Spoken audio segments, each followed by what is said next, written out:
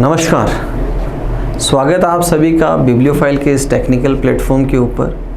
आज हम अपनी जो रेगुलर सीजीएल की टेस्ट सीरीज है उसका पेपर 025843 843 नंबर का जो पेपर है उसके सॉल्यूशन को लेकर, जैसा कि हमें मालूम है कुल प्रश्नों की संख्या 25 होती है।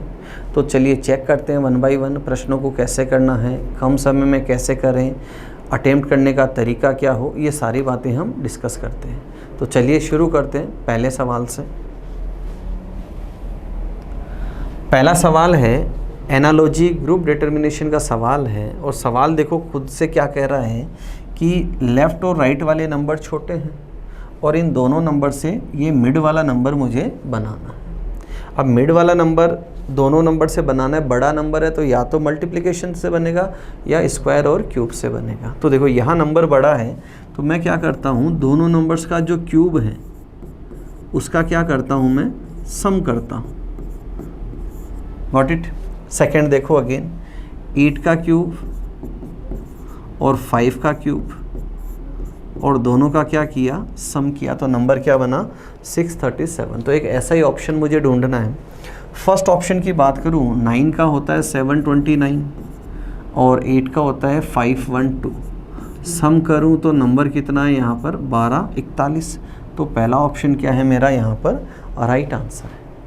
अगले प्रश्न की बात करते हैं। अगला सवाल कहता है 5 वर्ड्स हैं, इनको मुझे अल्फ़ाबेटिकल ऑर्डर के अंदर अरेंज करना है। देखो सबसे पहला अक्षर H सब में सेम है, नेक्स्ट E सब में सेम है, थर्ड A सब में सेम है। तो पहले 3 अक्षर क्या हैं, सभी पांचों शब्दों के अंदर सेम है। तो कंपैरिजन कहाँ से शुरू होगा, नेक्स्ट देखो L है, L T D और P। तो पहले कौन आना है, D को आना है। तो शुरुआत किससे होगी, 2 से। तो पहले 2 ऑप्शन क्या हो जाएंगे, एलिमिनेट। अब D के ठीक बाद कौन आता है, L। तो L और L ये ख़त्म हो गया, तो उसके बाद 1 और 3। उसके बाद मैं बात करूँ P और T की बात करूँ तो पहले कौन आएगा, P, मतलब 4 पहले आएगा और 5 बाद में आएगा। तो ऑप्शन 4 क्या होगा मेरा यहाँ पर राइट आंसर होगा। अगले प्रश्न की बात करते हैं। अगला सवाल है, पासे की 2 स्थितियां दी गई है, 5 के अपोजिट क्या आएगा ये मुझे बता। देखो अगर 2 पासों की तुलना करते हैं तो या तो एक सतह समान होती है, दोनों सतह समान होती है, तीनों सतह समान होती है, या एक भी सतह समान नहीं होती। मैं इवन सरफेस की बात करूँ तो यहाँ इवन सरफेस कितनी है, 1। तो जब एक सतह समान हो तो हमने क्या पढ़ा है, उनको क्लॉकवाइज अरेंज करते हैं।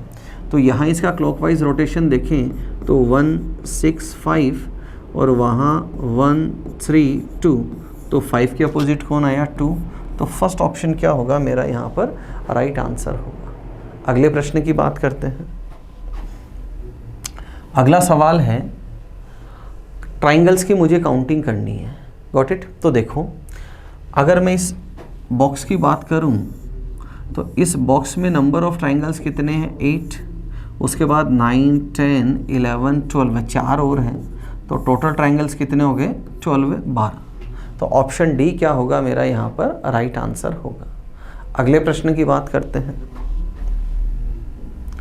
अगला सवाल है कोडिंग डिकोडिंग का सवाल है। एक वर्ड है हॉक, उसका कोड है, इंक्स का कोड है, GUNK है, HSGA और मेरे से GKA का कोड पूछा है।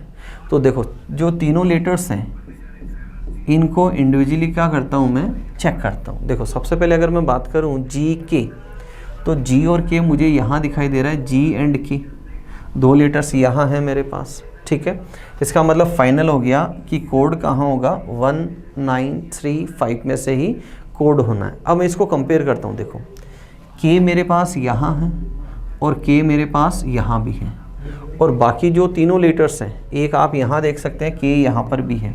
हाईलाइट करते हुए चलता हूँ मैं इसको, देखो K यहाँ है, K यहाँ है और K यहाँ पर भी है। तीनों में K समान है। इसके अलावा कोई दूसरा लेटर देखो HAW कोई और लेटर यहाँ पर नहीं है। तो सबसे पहले K की बात करें तो देखो यहाँ 8 2 5 6।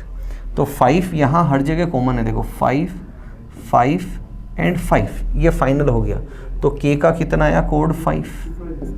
अब मैं बात करता हूँ बचे हुए 2 अक्षरों की, G और A की बात करता हूँ। तो G और A के लिए आप देखें यहाँ पर क्या देखा हमने। अगर मैं बात करूँ G और A, तो G और A यहाँ है देखो, 2 अक्षर है मेरे पास G और A, बाकी में आप चेक कर सकते हैं। देखो तो इसका मतलब 4 3 2 6, इसमें से 2 जो डिजिट है वो किसके होंगे, G और A के होंगे, और बाकी मैं चेक करता हूँ कहाँ कहाँ। देखो अगर मैं इन चारों को बात करूँ, इन 4 की, इन 4 और यहाँ इनको मैं मैच करता हूँ अगर मैं चलूँ, तो पहला लेटर क्या उठाता हूँ मैं, A की बात करूँ तो देखो A यहाँ है मेरे पास, H यहाँ है, यहाँ नहीं है, वहाँ पर भी नहीं है, और यहाँ पर A भी है मेरे पास और H भी मेरे पास है। अब लेटर्स को अगर मैं फाइनल करता हूँ, देखो यहाँ क्या क्या फाइनल आया मेरे पास, 2 6 2 6, मतलब H और A का कोड क्या होगा, या तो 2 होगा या 6 होगा। Got it. तो A का कोड 2 भी हो सकता है और 6 भी हो सकता है।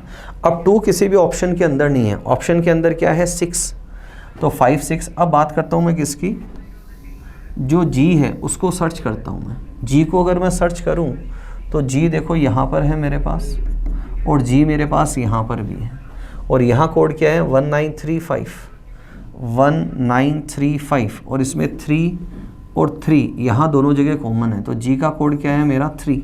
तो मेरा कोड क्या हो सकता है 352 या 356, कोड क्या हो सकता है 352 या 356, जिसमें से 356 अवेलेबल है। तो सेकंड ऑप्शन क्या होगा मेरा यहाँ पर राइट आंसर होगा। अगले प्रश्न की बात करते हैं। अगला सवाल अगेन एनालॉजी का सवाल है, बेस्ड ऑन नंबर्स का सवाल है। अगर आप मिड वाला नंबर देखें तो ये है 11 का स्क्वायर, इसको देखें तो ये है 24 का स्क्वायर।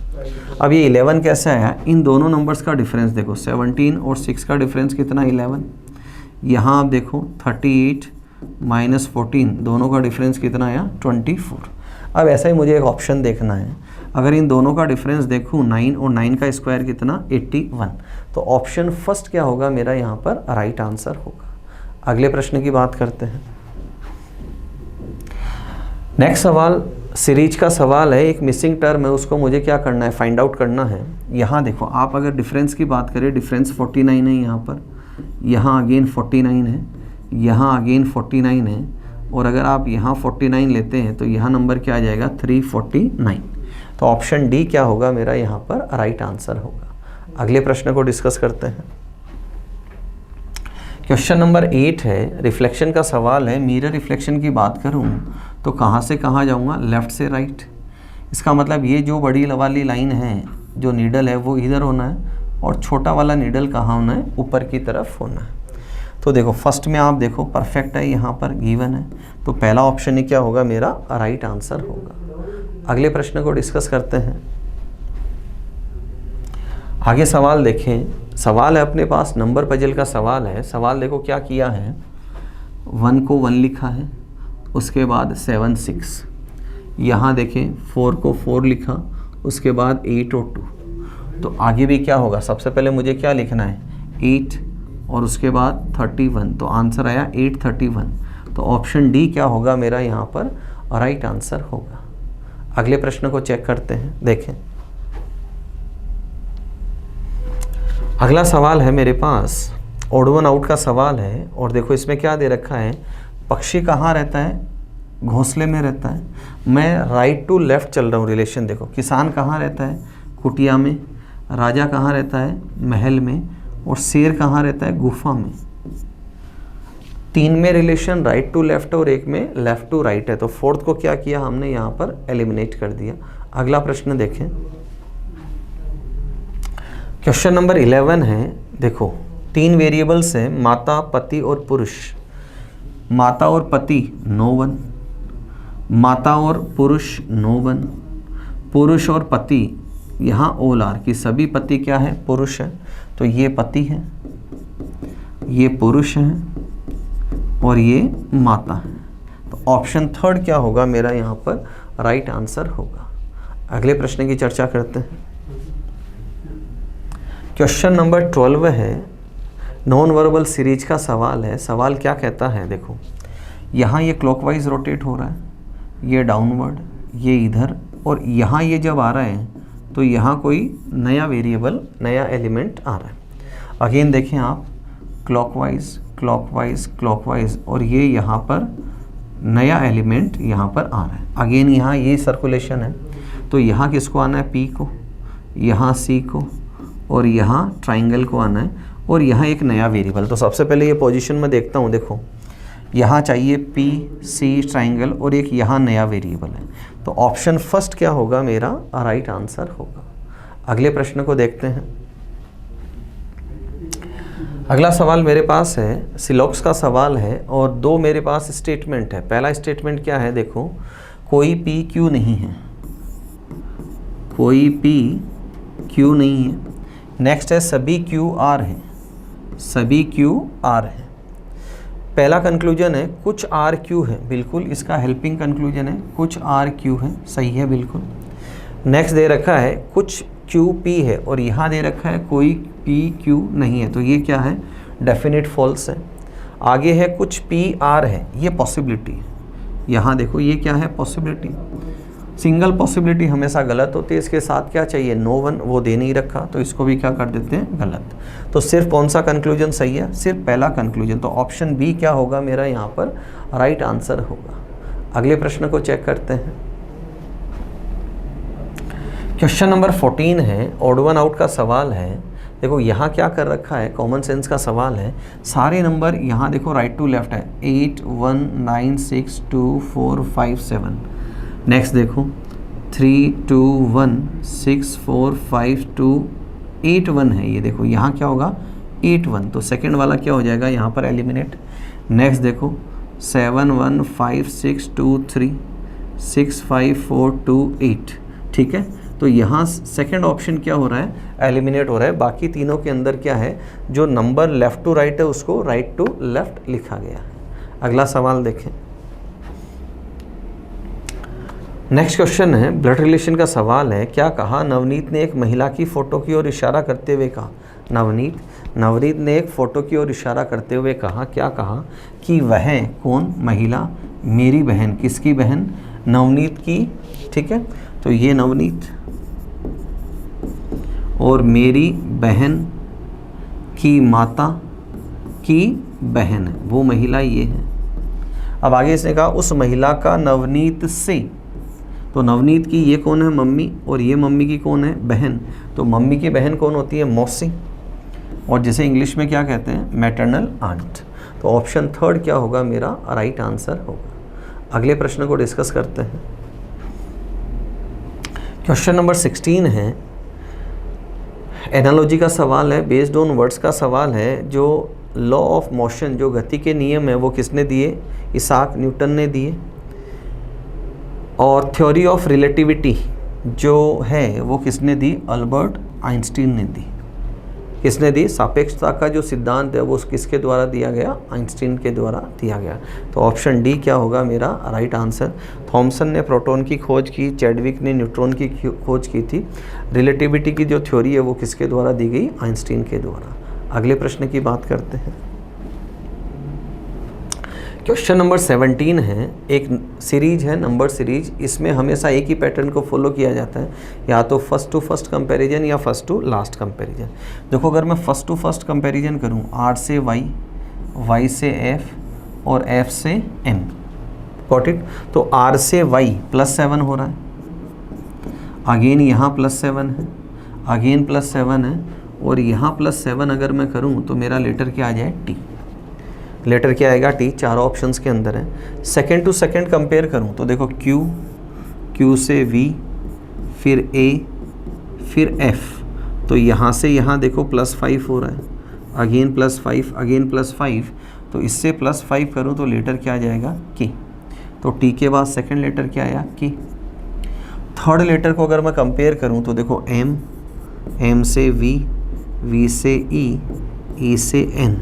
तो यहाँ देखो आप देख सकते हैं कितना +9 है, यहाँ +9 है, यहाँ +9 है, और अगर आप +9 करें तो यहाँ लेटर क्या आ जाएगा, W, T K W। तो ऑप्शंस की मैं बात करूँ तो फर्स्ट ऑप्शन क्या जा रहा है मेरा यहाँ पर राइट आंसर जा रहा है। नेक्स्ट अगर मैं बात करूँ, फोर्थ कंपैरिजन करूँ तो यहाँ देखो कितना आ रहा है, 11, यहाँ 11, यहाँ 11, और यहाँ 11 करूँ तो यहाँ क्या आ जाएगा G। तो फर्स्ट ऑप्शन क्या होगा मेरा राइट आंसर होगा। अगले प्रश्न की बात करते हैं। अगला सवाल है ऑड वन आउट का सवाल है। देखो यहाँ क्या है कि इंटू 2 -1 है, इंटू 2 -1 है, और यहाँ इंटू 2 -2 है, और ये परफेक्ट इंटू 2 है। ये क्या है? Perfect into 2।